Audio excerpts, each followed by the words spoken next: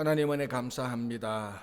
오늘 또 이런 아침부터 하루의 모든 일과를 마치게 하시고 또 저녁 시간에 저희들 함께 모여서 요한계시록 말씀을 공부할 수 있도록 은혜 주신 감사합니다. 하나님께서 우리 모든 이 공부하는 자들의 마음의 문을 열어주시고 또 하나님께서 특별히 성경의 마지막 책인 요한계시록의 마지막에 담겨진 하나님의 비밀을 우리가 알아들을 수 있도록 우리 눈을 열어주시고 마음을 열어주시고 귀를 열어주시옵소서. 감사하오며 예수님의 이름으로 기도합니다. 아멘. 자, 오늘 또 계속해서 이제 요한계시록 보는데요. 지겹도록 제가 하는 말 항상 처음 시작하기 전에 요한계시록 전체 이 구조 또 한번 보겠습니다. 간단하게 또 하고 넘어가겠습니다. 자, 서론 1장 1절부터 1장 8절까지 인사말이 있죠. 인사말이 있는데 여기에 이제 예수님의 모습이 나타나는데 그 모습은 이제 부활하신 모습 또는 예수님께서 다시 우리들에게 나타나실 때 오시는 재림하시는 예수님의 모습이겠죠. 자, 그리고 1장 9절에서 3장 22절 그냥 3장 끝까지 7교회를 향한 메시지, 에베소, 스무나, 버가모, 두아디라, 사대, 빌라델피아, 라오디게아 7교회에 주는 메시지가 나오고 요까지를 사도 요한, 요한계시록의 저자 사도 요한의 입장에서 볼 때는 현재입니다. 이제 그러니까 4장부터는 주로 이제 그 시간적으로 보면 미래에 이제 관련된 일이죠. 그래서 4장, 5장 하늘 성전에 대한 환상을 봅니다. 4장은 하나님 보좌가 중심이고 5장은 심판주 어린 양이 중심이다. 어린 양이 중심이 되고 그래서 4장에서는 하나님, 5장에서는 예수님이 이제 중심이 되는 하늘 성전 환상을 보게 됩니다.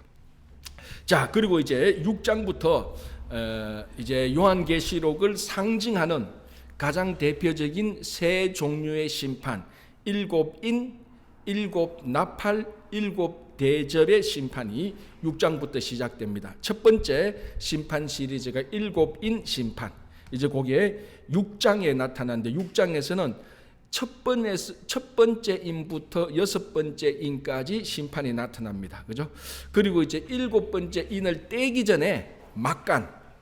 제가 계속해서 말씀드리자면 이 막간에 나타난 메시지가 요한계시록에 있어서 어마어마하게 중요한 메시지였습니다. 그래서 7번째 인을 떼기 전에 막간이 나타나는 그 장면이 요한계시록 7장에 특별히 이제 머리에 입맞은 구원받은 14만 4천 명이 나타나고 그게 이제 끝나고 난 다음에 7번째 인을 떼게 됩니다. 그래서 바로 여기에 7번째 인을 떼기 전에 나타난 막간, 요 막간에 나타난 내용들이 요한계시록의 큰 주제를, 중요한 주제들을 이루고 있는 것입니다.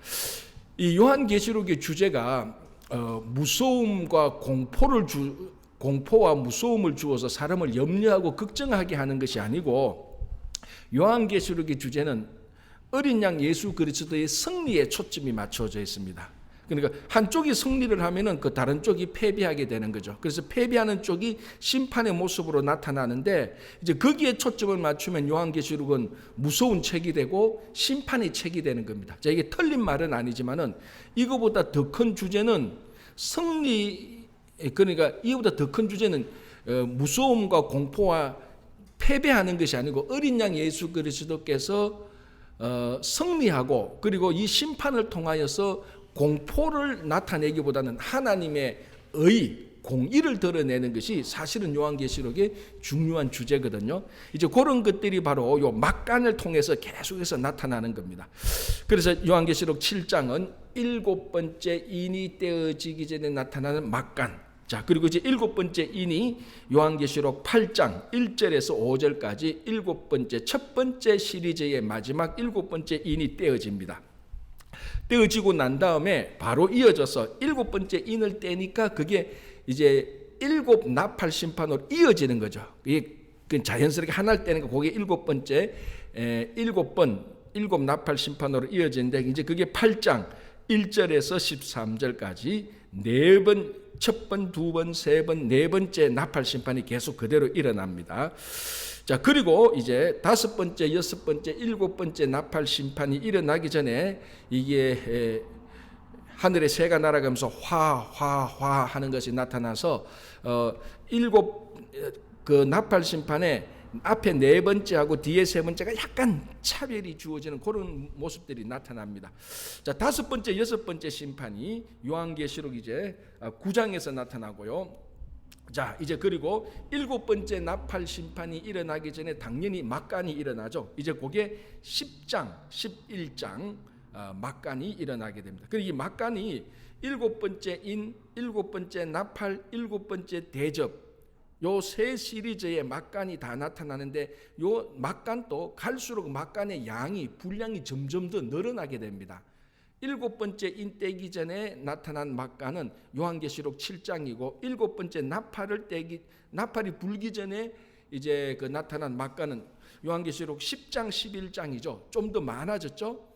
이제 우리가 지금 계속 보고 있는 이제 드디어 일곱 대접 심판이 나타나기 전에 그 막간은 어마어마하게 더 많이 나타나는 거죠. 그죠? 자, 그리고 이제 11장 15절부터 일곱 번째 나팔이 이제 불려지고요. 이제 그다음에 일곱 대접의 심판이 나타나는가 기다렸는데 그게 아니고 12장에서 14장까지 일곱 대접 심판이 나타나기 전에 큰 막간이 나타납니다. 그리고 이제 오늘 이제 우리가 뭐 특별한 거 없으면 드디어 일곱 대접 가운데 첫 번째 대접이 부어지는 것을 이제 우리가 오늘 볼 건데, 이 일곱 대접 심판이 나타나기 전까지는 막간이 굉장히 많습니다. 우리말하면 뜸을 아주 오랫동안 들여요. 그게 이제 요한계시록 12장, 13장, 14장. 자, 이 12장, 13장에서는 특별히 그 사탄의 삼위일체적인 모습이 나타난다고 했습니다. 그게 12장에서는 붉은 용이 아이를 낳는 여자를 공격하다가 결국은 실패하게 되는 거죠. 그래서 공중에서 미가엘하고 싸우다가 패배해서 땅으로 내려와서 땅에서 여자를 공격하다가 이 여자를 결국 공격을 못하는 거죠. 왜냐하면 이 여자가 낳은 아이가 나중에 메시아니까. 그러니까 이 메시아가 탄생하기 전에 여자를 공격하려고 했는데 결국 공격에 실패하게 되는, 그게 12장에 나타나는 붉은 용의 모습이 나타납니다. 그래서 13장에 보면은 이 붉은 용의 하수인이 되는 두 짐승이 나타나죠. 13장에서. 그래서 이게 바로 바다에서 난 짐승, 그래서 땅에서 난 짐승입니다. 이 참 신기한 거는요, 이게 우리가 생각하는 숫자하고 요한계시록에 나타나는 그 의미하고도 굉장히 일치가 있어요. 자, 우리 13이라는 숫자가 좋습니까? 안 좋습니까? 안 좋죠. 제일 안 좋은 13일의 금요일이 안 좋잖아요. 그죠?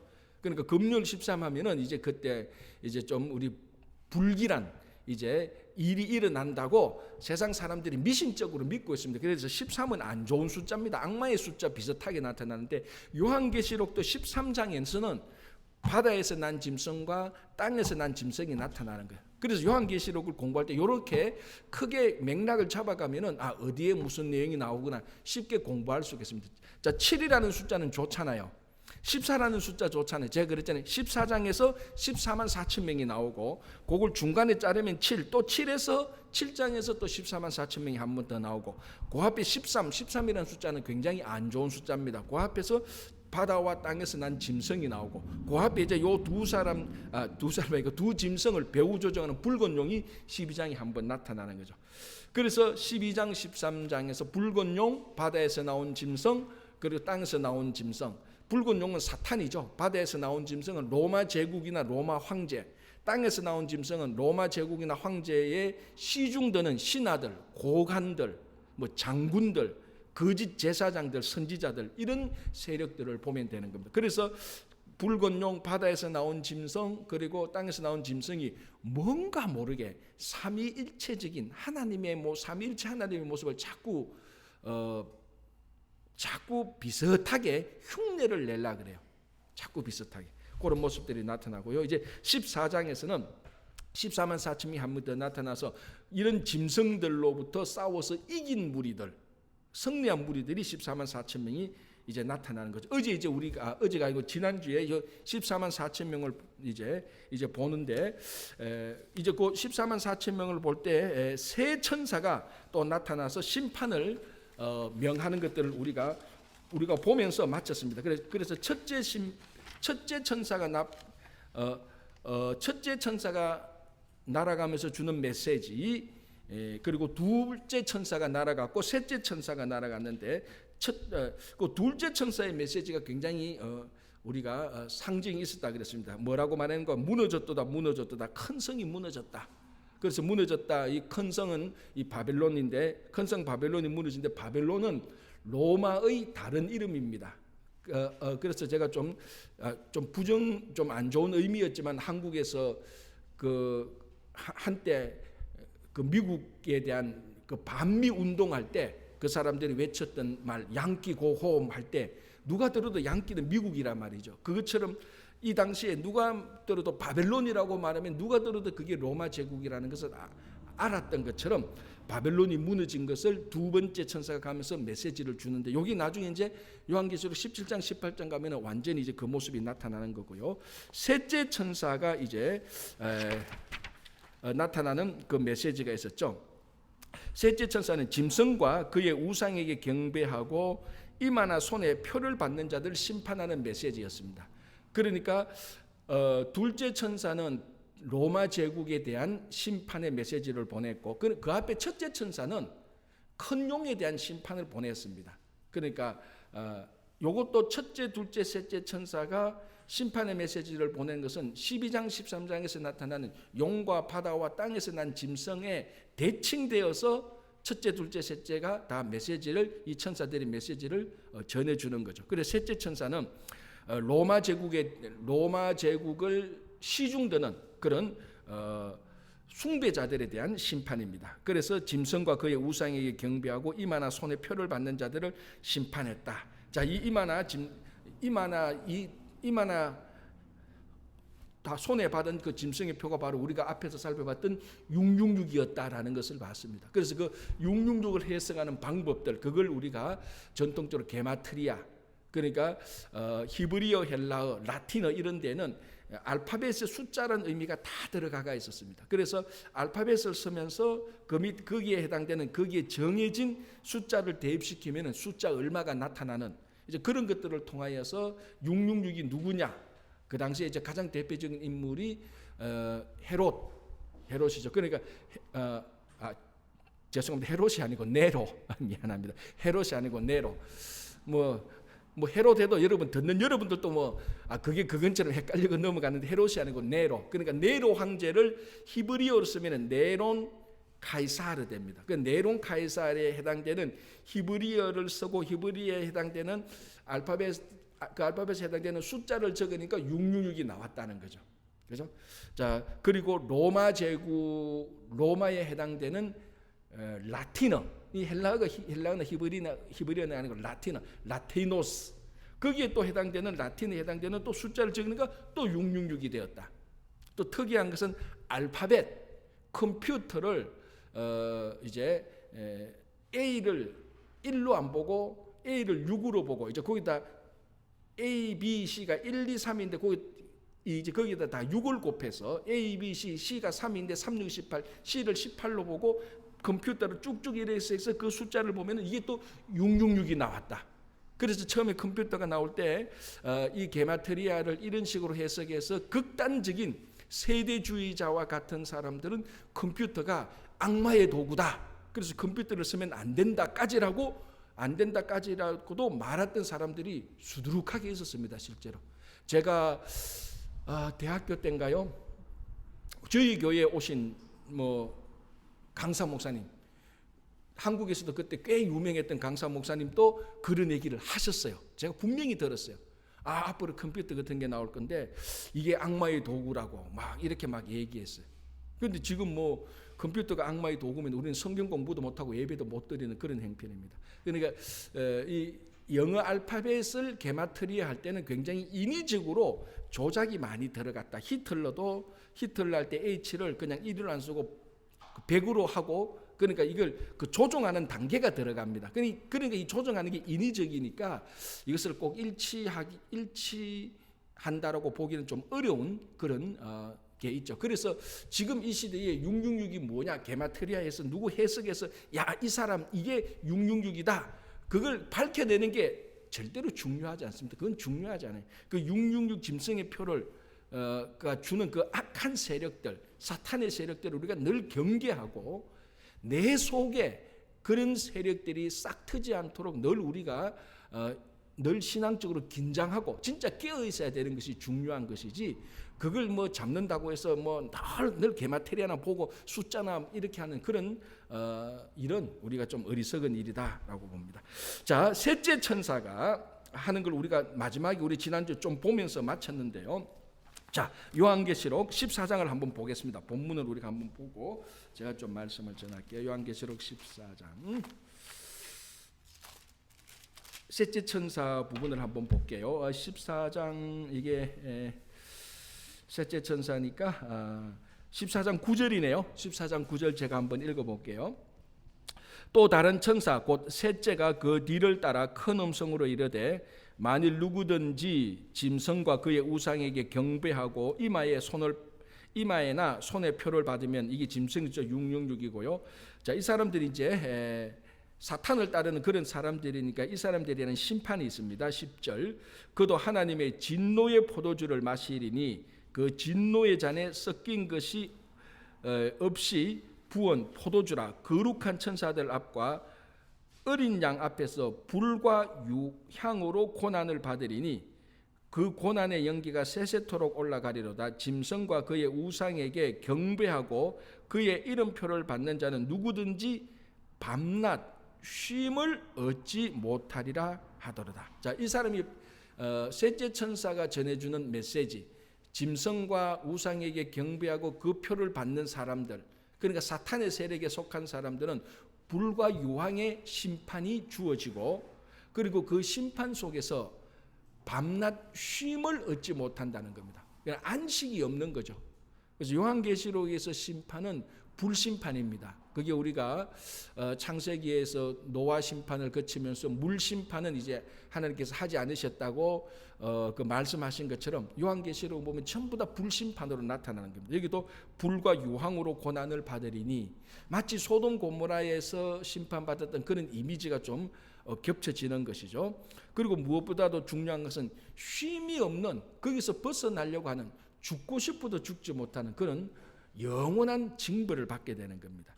자, 이런 상황에서도 이기는 사람들이 있습니다. 거기 12절에 나타나죠.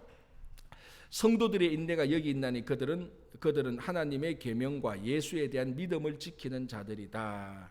여기 앞에 나왔죠. 13장 10절 사로잡힐 자는 사로잡힐 것이요 칼에 죽을 자는 마땅히 칼에 죽을 것이니 성도들의 인내와 믿음이 여기 있느니라. 이게 누군가 하면은 그 바다에서 나온 짐승이 횡표를 부를 때도 그 속에서 살아남는 사람, 믿음과 인내, 요 단어가 중요합니다. 믿음과 인내. 그래서 14장 12절에도 예수에 대한 믿음을 지키는 자라. 그 앞에 성도들의 인내가 여기 있으니, 그러니까 우리 성도들의 신앙의 덕목이 여러 가지가 있는데 그 덕목 가운데 하나가 이기는 자들이 가지고 있는 덕목이 믿음과 인내 또는 인내와 믿음이라는 겁니다. 이 두 개는 하나의 커플처럼 다닙니다. 믿음이 있으면 인내할 수 있고, 인내하는 자는 구원을 얻고 결국은 승리하는 겁니다. 그럼 어떤 사람들이 인내할 수 있는가? 믿음이 없으면 결코 인내할 수 없습니다. 그거는 뭐 인간적인 인내심으로 견디는 게 아니고 확고한 믿음이 있기 때문에 환경이 바뀌고 핍박이 와도 인내할 수 있는 것이죠. 그죠? 자, 이제 14장 14절에서 특이한 두 천사라기보다 두 가지 종류의 수확, 하비스트, 영어로 하비스트죠. 하비스트, 수확하는, 추수하는 그런 일들이 이제 일어나게 되는 것입니다. 자, 14장 요걸 한번 보겠습니다. 14장 13절 요 구절 한번 보고 넘어가겠습니다. 14장 13절 볼게요. 또 내가 들으니 하늘에서 음성이 나서 이르되 기록하라. 지금 이후로 주 안에서 죽는 자들은 복이 있도다 하시매 성령이 이르시되 그러하다. 그들이 수고를 거치고 쉬리니 이는 그들의 행한 일이 따름이라 하시더라. 제가 이제 장례식장에서 본문으로 선택하는 본문이 요 본문입니다. 몇 가지 좀 제가 좋아하는, 그러니까 장례식장에서 우리 그 유족들을 그리고 성도들을 위로하는 말씀 가운데, 제가 좋아하는 말씀 가운데 하나가 바로 요겁니다. 주 안에서 죽는 자들은 복이 있다. 자, 이제 이게 우리가 요한계시록 14장까지 쭉 봤으니까, 특별히 12장, 13장, 14장까지 봤으니까 보고 요 본문을 보면은 훨씬 더 리얼하게 다가오는 거죠. 자, 지금까지는 아까 여기 뭔가 하면 14장 11절에서는 세 번째 천사의 메시지, 그러니까 짐승과 우상에게 경배하고 표를 받았는 사람들, 사탄을 따르는 사람들은 불과 유황의 심판을 받는데, 이 심판에 들어간 사람은 영원히 받습니다. 죽고 싶어도 못 죽습니다. 거기서는 밤낮 쉼이 없습니다. 그런 죽음은 진짜 영원토록 고통이죠.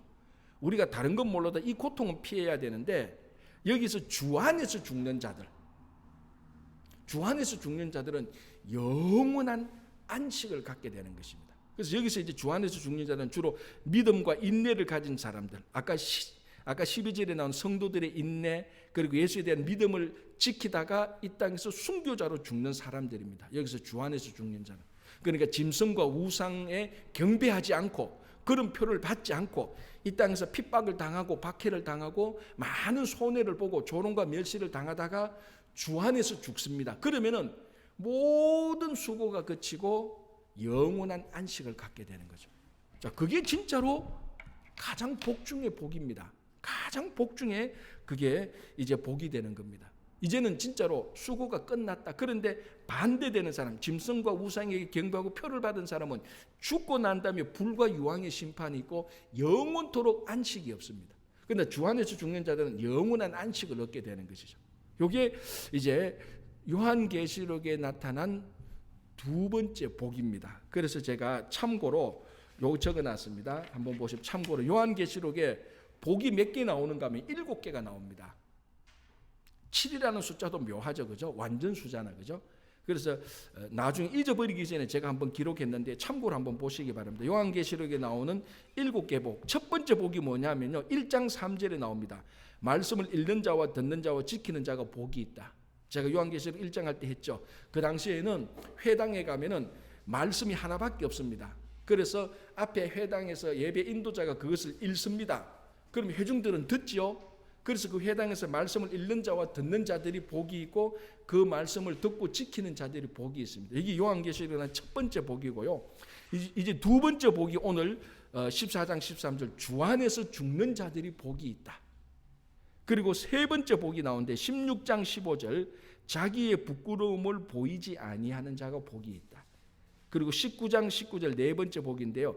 어린 양의 혼인잔치에 청함을 입은 자는 복이 있다. 이건 뭐 우리가 너무 쉽게 알 수 있고, 물론 요때마다 제가 또 간략하게 한 번 더 설명을 해드리겠지만 한 번 더 보겠습니다. 자, 다섯째, 첫째 부활에 참여하는 자가 복이 있다. 여섯째, 말씀을 지키는 자가 복이 있다. 자, 요것은 첫째 복하고 같이 겹치죠. 첫째 복에 말씀을 지키는 자가 복이 있다. 그래서 같이 겹치는 거요. 일곱 번째는 두루마리를 빠는 자가 복이 있다. 자, 그런데 여기서 한번 보십시오. 지금 7가지 복이 있는데 여기에 이 7가지 복 가운데 어느 복도 세속적인 복이 없습니다. 우리 집안의 가운데 누구 하나가 출세하는 집안을 가진 자가 복이 있다. 뭐 물질의 권력을 가진 자가 복이 있다. 이런 어떤 우리가 흔히 말하는 세속적인 복, 물론 이 세속적인 세상적인 복이 악하고 나쁜 것은 절대로 아닙니다. 그것을 제가 무시하는 것도 아니고 그것을 경멸히 여기는 것도 결코 아닙니다. 그러나 요한계시록에서 나온 7가지 복은요, 철두철미하게 신앙적인 하나님과 함께하는 하나님 나라에 대한 소망이 있는 것과 관련된 그런 복을 우리들에게 말해줍니다. 심지어는 오늘 본문에 나타난 대로 죽는 자가 복이 있다고 말을 합니다. 여러분, 이 세상에서 어떤 사람이 죽는 자가 복이 있다고 말할 때 그 말을 기쁘게 듣겠습니까? 그러나 요한계시록은 주 안에서 죽는 자들은 복이 있다. 근데 이게 믿음과 인내가 없으면은 이런 메시지를 받을 수가 없는 거죠. 그렇죠? 자, 그래서 보십시오. 주 안에서 13절 지금 이후로 주 안에서 죽는 자들은 복이 있도다 하시매 성령이 이르시되 그러하다. 이제 성령께서 동의합니다. 그들이 수고를 거치고 쉬리니. 이 수고가 뭡니까? 짐승과 우상에게 경배하지 않고 표를 받지 않고 이 땅에서 믿음으로 살다가 인내로 살다가 엄청난 핍박과 박해를 받는 그런 수고. 이제 그런 수고가 끝났으니까 복이 있는 거죠. 그런 수고를 거치고 쉬리니. 자, 그리고 그 다음에 뭐가 있습니까? 그들의 행한 일이 따름이라. 그들이 이 땅에서 핍박받고 박해받고 손해받던 일에 대한 죽고 난 다음에 그 행한 일에 대한 하나님의 보상이 있을 것이라는 것입니다. 그러니까 이런 죽음은 당연히 복이 있는 것이죠. 그죠? 자, 이제 추수에 대한 환상 14절부터 끝까지 두 종류의 추수가 나타나는데요. 자, 첫 번째 14절 보겠습니다. 또 내가 보니 흰 구름이 있고 구름 위에 인자와 같은 이가 앉으셨는데 그 머리에는 금면류관이 있고 그 손에는 예리한 낫을 가졌더라. 자, 이게 첫 번째 14절에서 16절까지 나타나는 곡식 추수 모습을 이제 보여주는 겁니다. 그래서 두 추수인데요. 첫 번째는 곡식을 추수하고 두 번째는 포도를 추수하게 됩니다. 거기 17절부터 20절은 포도 추수인데요. 이 두 가지가 약간 차이가 있습니다. 첫 번째 곡식 추수는 예수 믿는 자들을 구원하는 추수고, 두 번째 포도 추수는 불신자들을 심판하는 그런 추수가 되는 것입니다. 그러니까 어떻게 보면 이 두 가지가 동시에 일어날 수도 있는 거죠, 시간적으로. 자, 그래서 곡식 추수는 누가 하느냐? 이제 여기 보니까 예수님의 모습이 나타나는 14절. 흰 구름이 있고 구름 위에 인자와 같은 이.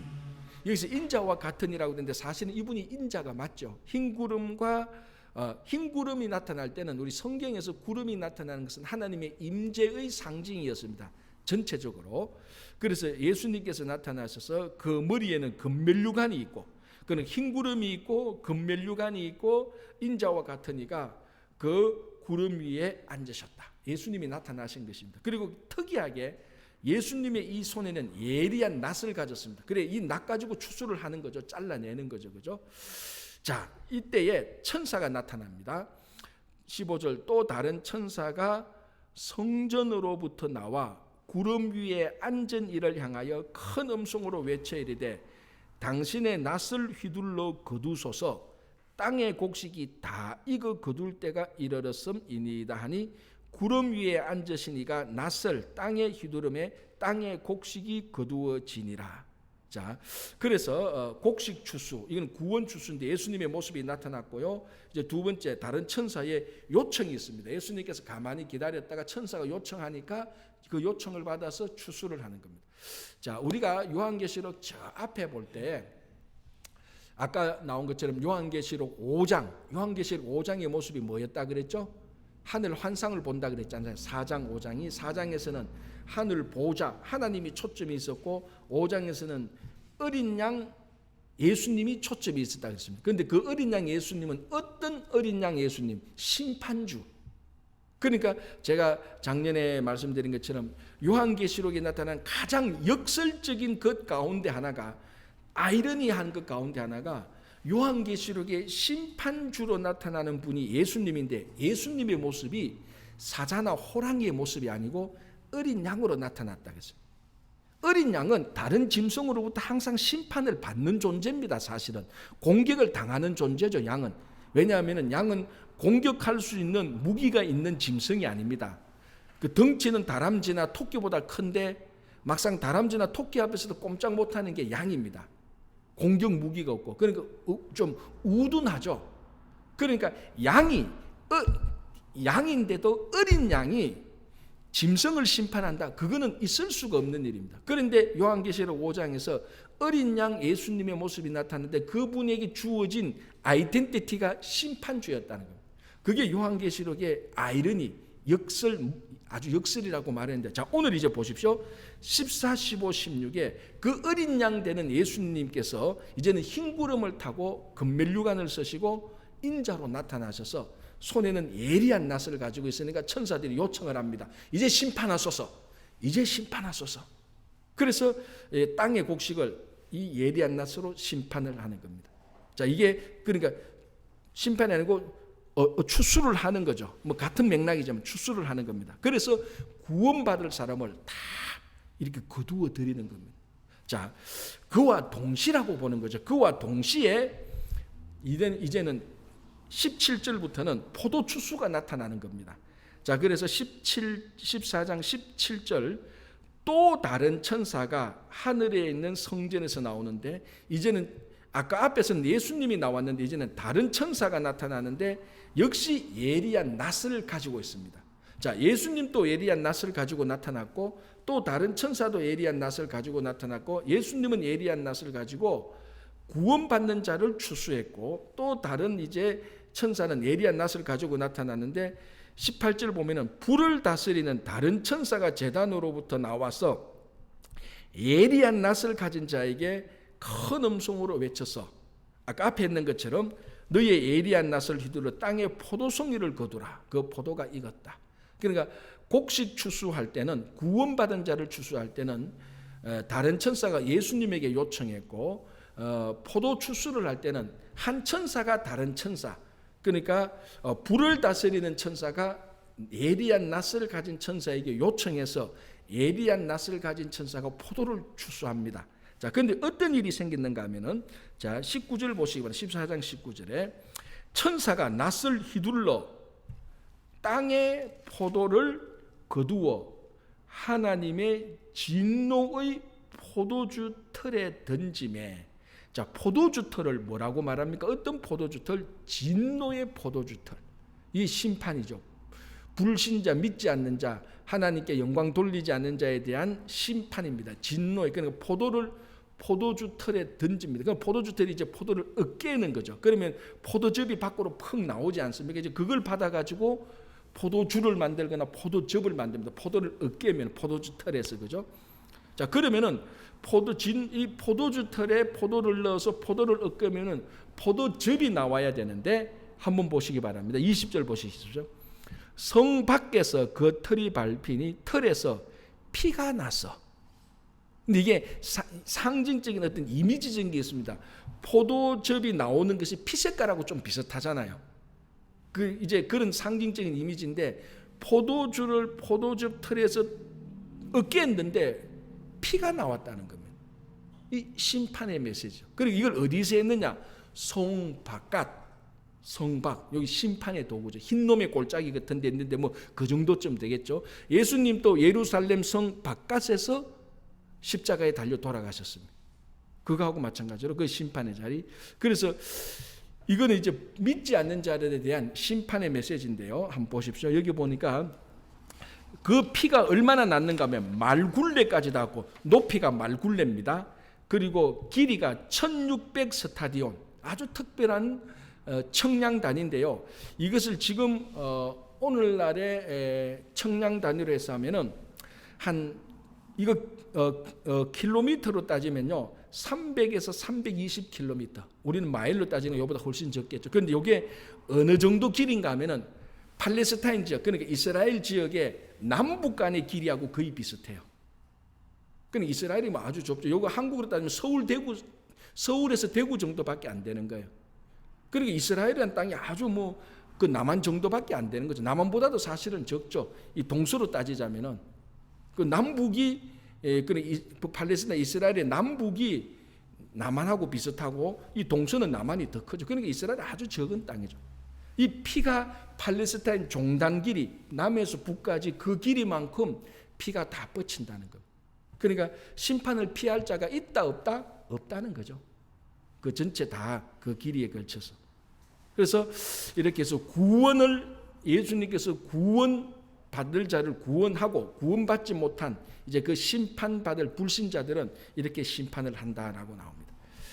자, 이제 이렇게 해서 드디어 7 대접 심판이 들어가야 됩니다. 자, 이제 오늘 요한계시록 강의 13번을 보겠습니다.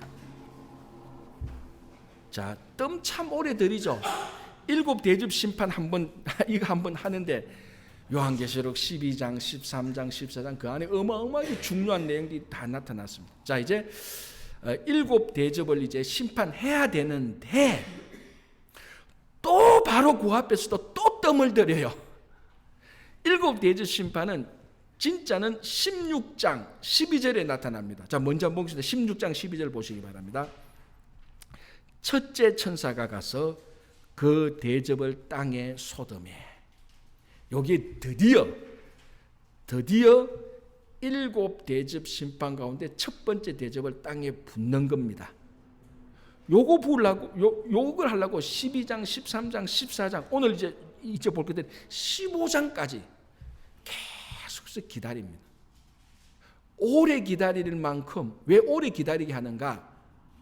그만큼 기대치를 높이는 겁니다.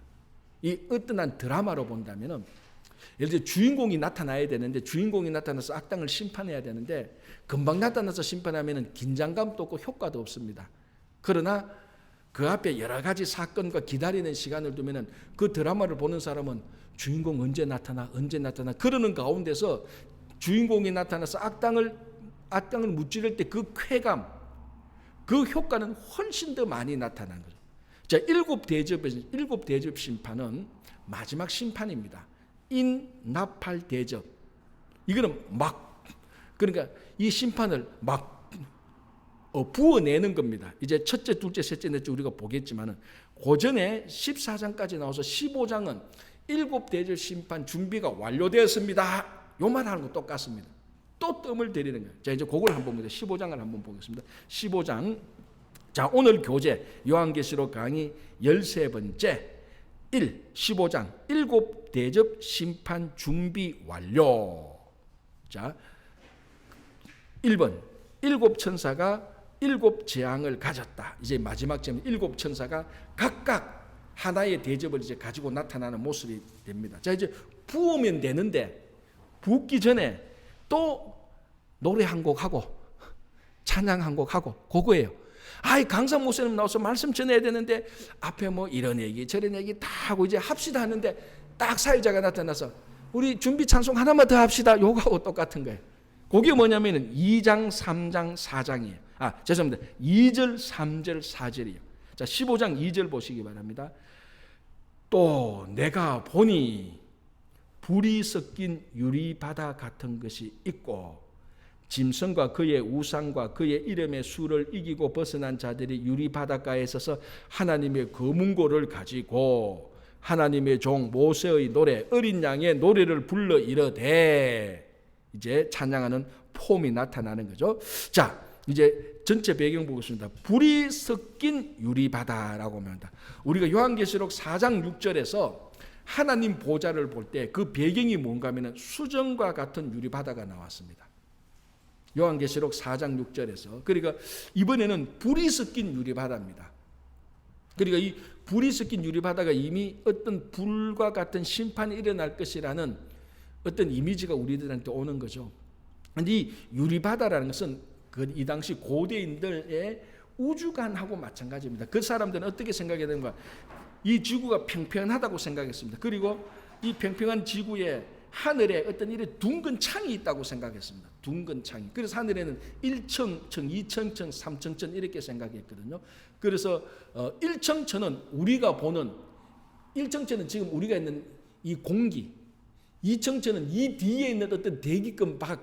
그러니까 1층천은 그러니까 새가 날아다니는 이런 공중, 2층천은 요 밖에 있는 대기권, 3층천은 하나님이 있는 곳. 그래서 그는 하늘 개념에서 지구가 평평한데 하늘은 뭔가 모르게 둥근 천장처럼 이렇게 쭉 되어 있다고 그렇게 생각을 했었습니다.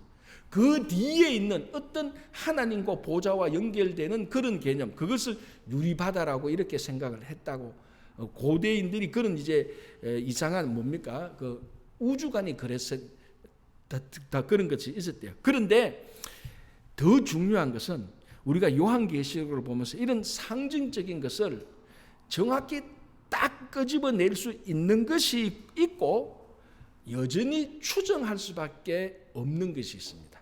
이런 것도 사실은 불이 섞인 유리바다가 이렇게 추정을 좀 할 수는 있지만은 정확히 불이 섞인 유리바다가 뭔지는 아직까지는 사실은 잘 알 수가 없어요. 대체로 이게 하나님 보좌와 연결된 어떤 그 바다와 같은 것이 아닐까 그런데 뭔가 모르게 요한계시록 4장 6장에서 수정과 같은 유리바다라고 생각할 때 그에 대한 뭡니까? 그 하나님에 대한 어미스러움, 존귀함, 그런 분위기가 나타나죠. 여러분 한번 생각해 보세요. 그 하나님 보좌 옆에 유리바다가 있는데 수정과 같은 유리바다가 쫙 펼쳐져 있다고 생각해 보죠. 그러니까 성경을 읽을 때는 상상력이 좋아야 돼요, 사실은.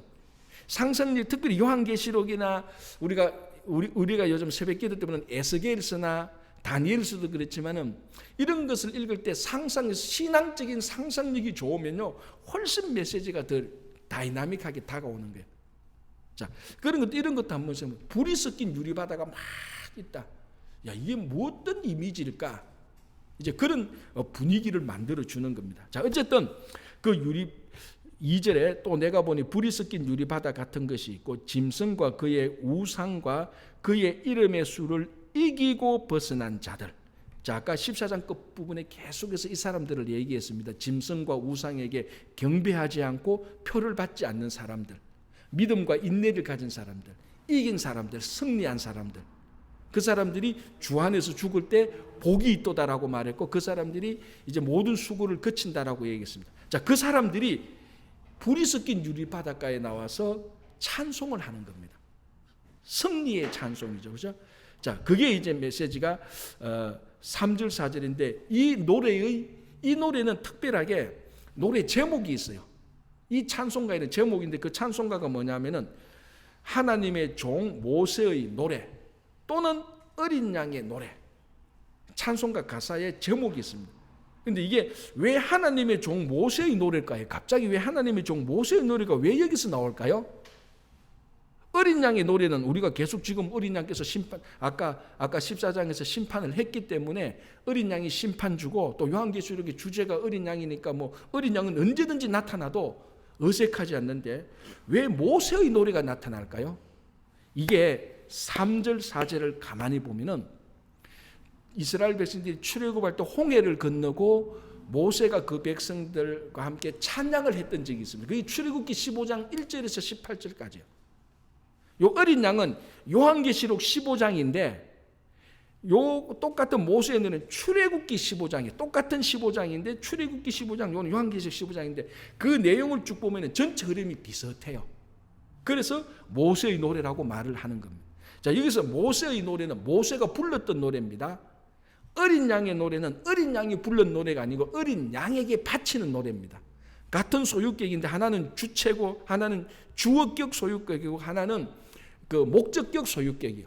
그래서 모세의 노래는 모세가 부르는 노래, 어린 양의 노래는 어린 양이 부르는 노래가 아니고 어린 양께 바치는 노래. 어쨌거나 제목이 이런데 자, 그래서 이 출애굽기 15장에 나타난 모세의 노래와 요한계시록 15장에 나타난 이 두 구절이 나타난 어린 양의 노래의 공통점은 둘 다 승리를 한 것입니다.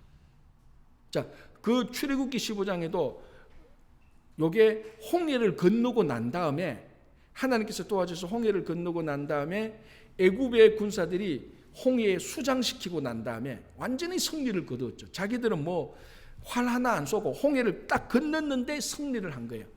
그 승리를 하면서 찬송을 부르고 그리고 홍해로부터 애굽의 군사로부터 구원받은 그 구속의 노래를 부르는 겁니다. 승리의 노래. 그거하고 같은 것이 오늘 바로 15장 3절 4절 짐승과 그의 우상과 그의 이름의 수를 이긴 사람들. 그죠? 그래서 제가 두 노래를 비교 한번 해봤습니다. 우리 교재에 나와 있죠. 자, 한번 보겠습니다. 두 노래 비교. 모세 노래 출애굽기 15장 1절에서 18절, 어린 양의 노래는 15장 1절에서 8절인데 사실 정확히 보면은 15장 3절 4절이죠. 그러나 여기에 있는 부분을 제가 말하기 위해서 요한계시록 15장 1절에서 8절에 적어놨습니다. 자, 누가 부르느냐?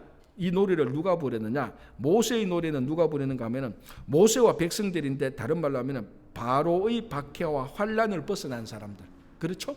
애굽으로부터 승리한 사람들이고요. 어린 양의 노래는 짐승과 우상과 이름의 수를 이기고 벗어난 사람들. 둘 다 공통점이 뭡니까? 악한 자로부터 이기고 악한 자로부터 벗어나고 승리한 사람들이 부르던 노래라는 겁니다. 자, 어디서 부르느냐? 그러니까 이 노래 부르는 이 스테이지죠. 무대가 어디냐?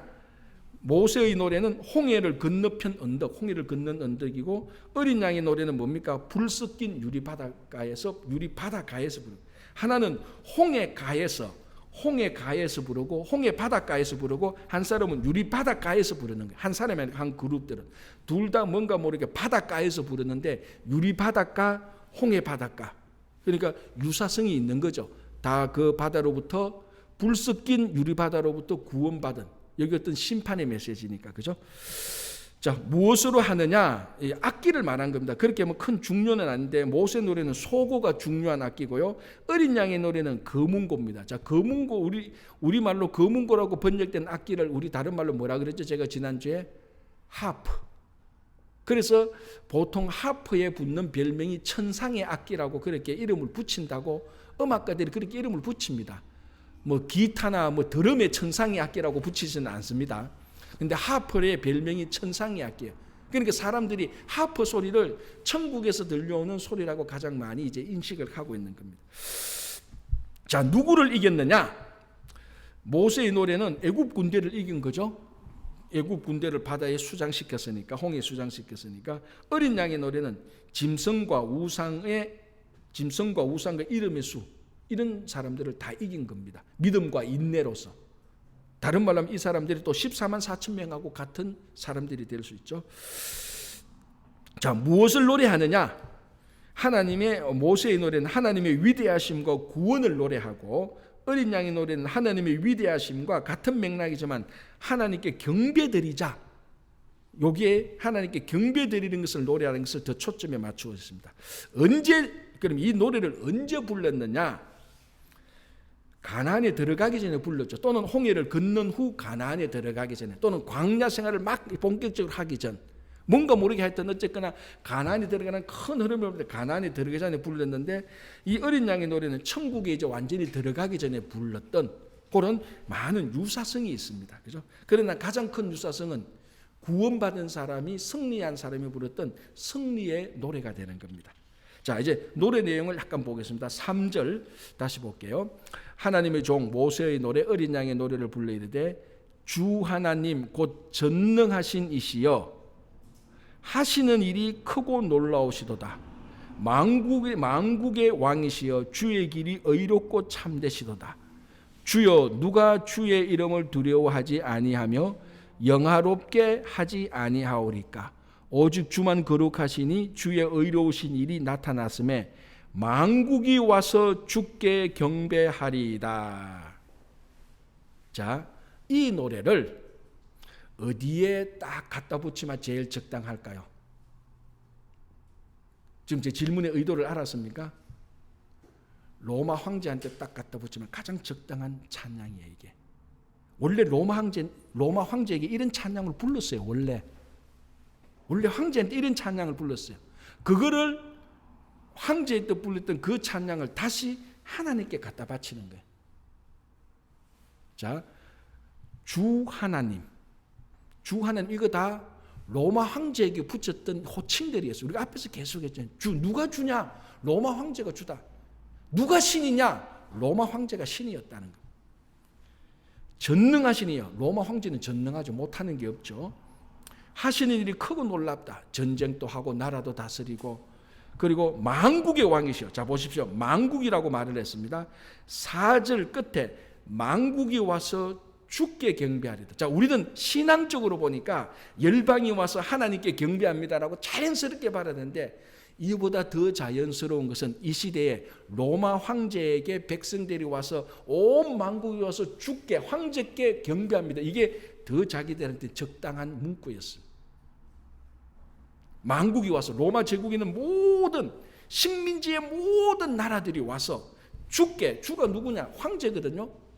주가 황제. 그래서 베드로가 주는 그리스도시요 살아계신 하나님의 아들입니다, 이 말도 그 당시에 주는이라고 말 때는 로마 황제가 주인데, 이제는 우리는 로마 황제가 주가 아니고 예수님이 그리스도라는 말이에요.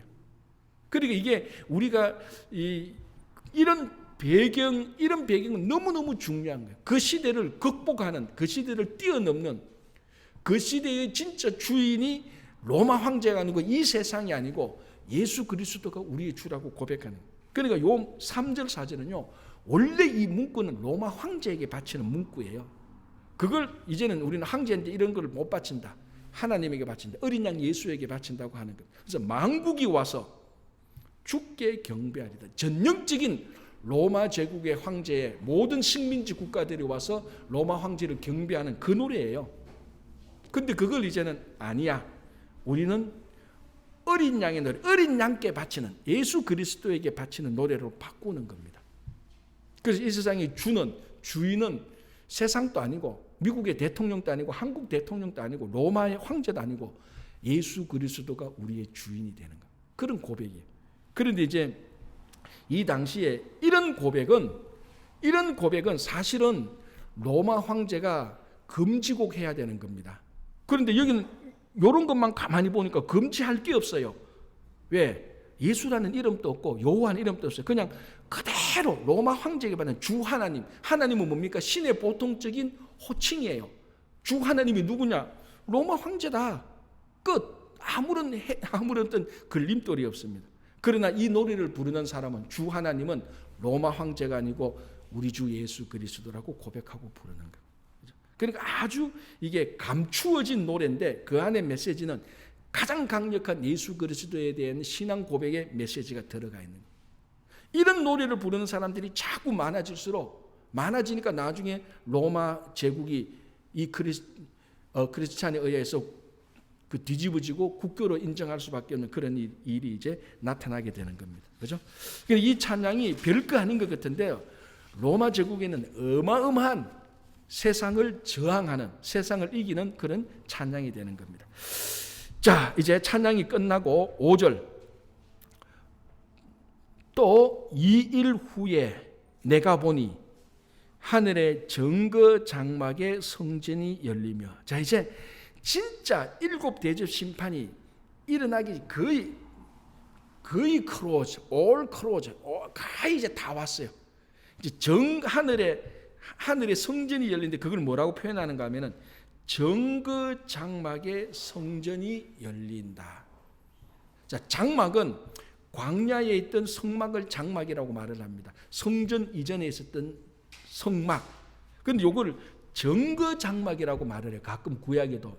왜 정거자를 붙이는가 하면 그 안에 장막, 성막 안에 언약궤가 있기 때문에 그렇습니다. 언약궤 안에 십계명이 있기 때문에 이 언약궤가 하나님이 함께 하시는 장소, 하나님 함께함으로 하나님이 증거되어지고 그 안에 있는 십계명이 하나님의 말씀을 증거하기 때문에 그 장막은 자연스럽게 증거 장막이 됩니다. 하나님을 증거하는 그런 장막이 됩니다. 그러면 자, 이제 7 대접의 심판이 나타나는데 이 장막이 증거 장막이 되듯이 성막이 하나님을 증거하는 성막이 되듯이 앞으로 대접 심판은 하나님을 증거하는 심판이 되는 것입니다.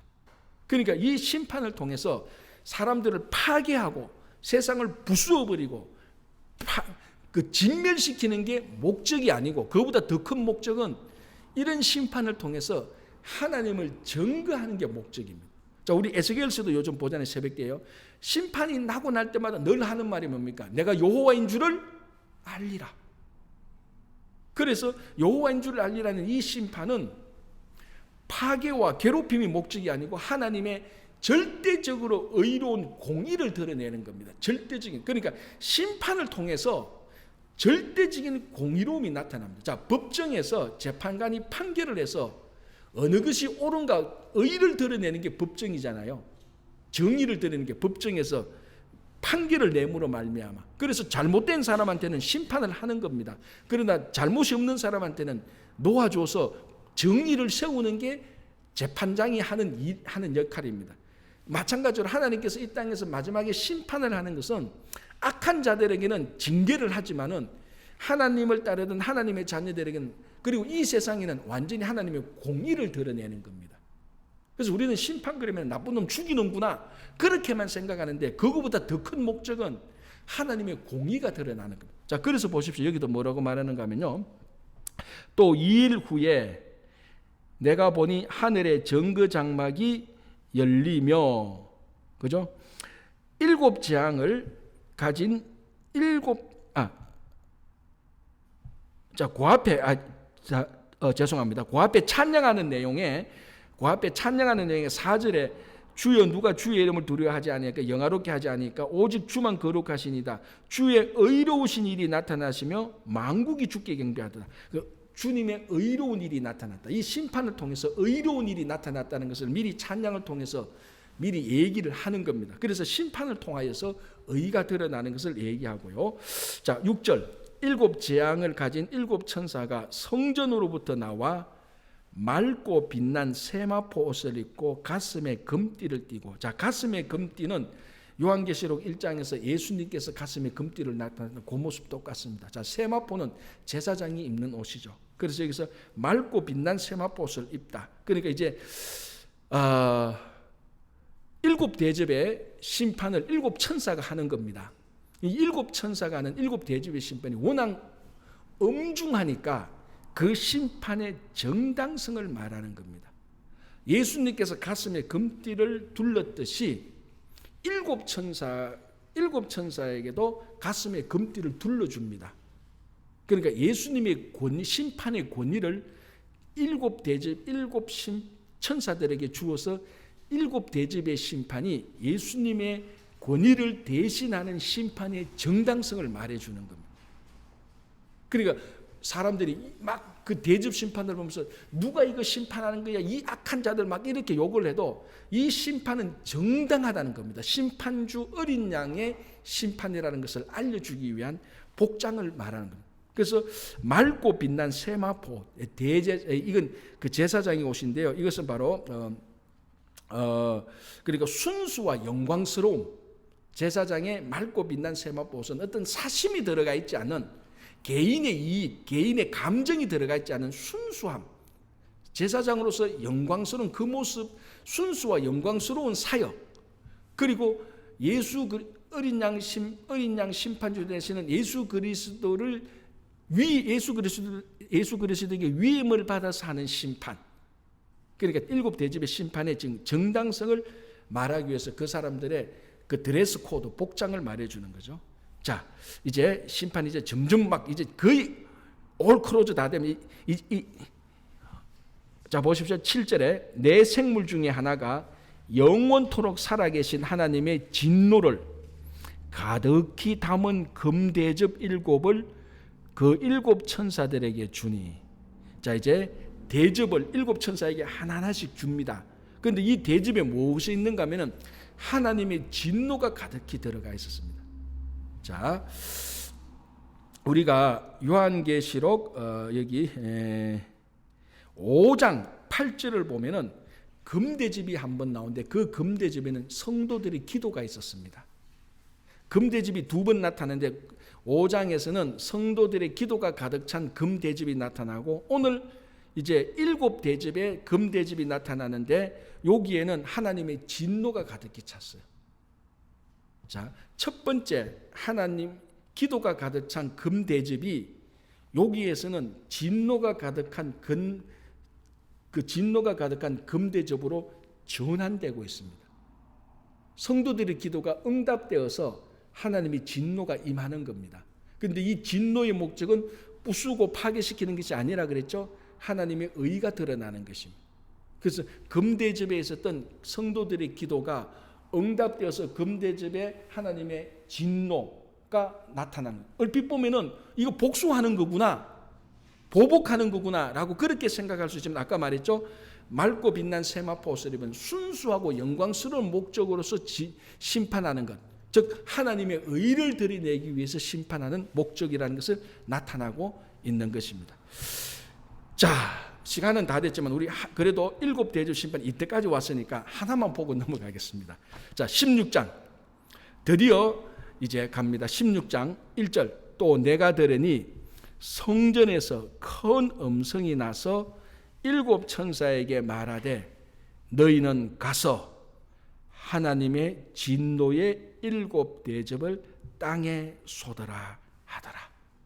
이제 심판이 진짜로 얼마나 뜸들였습니까?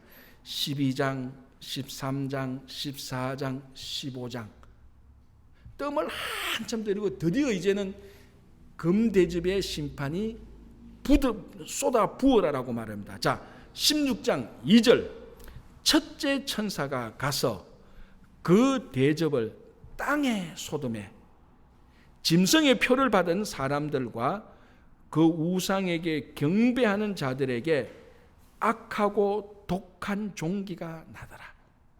첫 번 대접의 심판은 땅에 대접을 붓고 짐승과 우상에게 경배했던 사람들에게 그 징계가 내려지는데 피부병, 독한 종기가 나는데 이거는 출애굽 재앙 때 6번째 재앙하고 아주 유사합니다. 자, 요 대접은요, 우리가 어떤 대접인 거는 이게 깊이가 가득한 대접이 아니고 아주 얇은, 우리 뭐라 합니까? 우리가 집에 가면은 얇은 대접 있잖아요. 예를 들자면은 그 계란 후라이에서 계란 후라이 올려놓은 대접 같은 거, 팽팽한 대접 같은 거, 그런 대접입니다. 그러니까 여기서 약간만 기울면은 확 쏟아지는 거예요. 이게 깊이가 있어가지고 약간 기울여도 안 쏟아지는 게 아니고, 기울면 완전히 붙는 게 아니고, 이 깊이가 아주 얕아가지고 이따가 천사가 심판하라, 하나님께서 이 천사가 나서 대접을 부어라라니까 첫 번째 천사가 약간만 기울여도 확 쏟아지는 거예요. 신속하게 확 쏟아지는 그런 모습을 지금까지 오래 기다렸잖아요. 오래 기다렸습니다. 대접 심판이 나오기 전에 뭐 온갖 막간 중량이 다 났다. 이제 드디어 진노의 7 천사를 7 대접을 땅에 쏟아라 하늘에서 음성이 납니다. 첫 번째 천사가 이 대접을 가지고 있다가 탁 기우니까 확 땅에 확 쏟아지는데, 이 짐승과 우상에게 경배했던 자들에게 온갖 몸에 종기가 다 일어나는 거예요. 그게 이제 출애굽에 있었던 6번째 그 종기하고 굉장히 비슷한데요. 여기 7 대접의 심판을 7개인데 4+3 구조로 볼 수 있습니다. 그러니까 첫째, 둘째, 셋째, 넷째는 전부 다 이 자연에 내립니다. 자, 보십시오. 첫째 천사 2절 그 대접을 땅에 쏟음에. 자, 둘째 천사 3절 둘째 천사가 그 대접을 바다에 쏟음에. 4절 셋째 천사가 그 대접을 강과 물 권원에 쏟음에. 넷째 천사 8절 넷째 천사가 그 대접을 해에 쏟음에. 해가 건설, 해 공중에 해 있는데 쏟는. 그러니까 첫째, 둘째, 셋째, 넷째는 이 대접을 전부 다 이 자연에 막 쏟습니다. 그런데 자, 5번째 볼까요? 10절 다섯째 천사가 그 대접을 짐승의 왕자의 쏟음에. 앞에 거하고 좀 다르죠. 사탄의 그 본부 같은 데 가서 그 완전히 쏟죠. 자, 12절 또 여섯째 천사 그 대접을 큰 강 유브라데에 쏟음에. 이 유브라데가 사탄이 또 있는 그 본부하고 그 본부와 같은 그런 상징이 주어집니다. 자, 17절 7째 천사가 그 대접을 공중에 쏟음에. 그 음성이 공중 권세를 잡은 자라고 말하잖아요. 사탄을 공중 권세를 잡은 자에게 나서. 그래서 앞에 네 대접은 자연, 주로 땅, 강, 강물, 해, 여기에 이제 대접을 쏟는데, 나머지 세 개는 사탄의 본부, 사탄의 거처, 사탄이 있는 그곳에 대접을 쏟게 되는 이런 이제 구조적인 차이도 좀 나게 되는 건데요.